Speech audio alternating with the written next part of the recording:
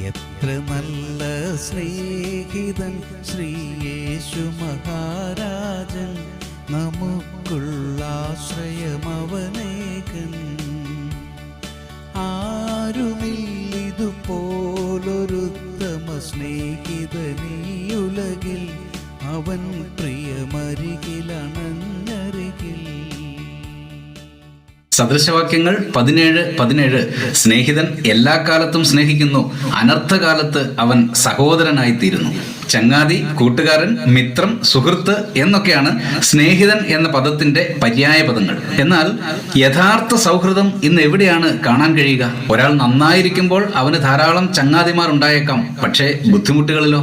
ഇവിടെ ഒരു നല്ല സ്നേഹിതനെ പറ്റിയാണ് ശലോമോൻ പറയുന്നത്. ഒരുവന്റെ അനർത്ഥകാലത്ത് അവനെ ഉപേക്ഷിച്ചു പോകാതെ അവന്റെ സഹോദരനായി തീരുന്നവനാണ് യഥാർത്ഥ സ്നേഹിതൻ. യേശുക്രിസ്തുവിൽ ഈ മനോഹര മാതൃക നമുക്ക് കാണാൻ കഴിയും. ഈ പാത പിന്തുടർന്ന് തീവ്ര ദുഃഖങ്ങൾ നേരിടുന്നവരെ ആശ്വസിപ്പിച്ച് കൂടെ ഇരുന്ന് നമുക്കുമായി തീരാം യഥാർത്ഥ സ്നേഹിതന്മാർ.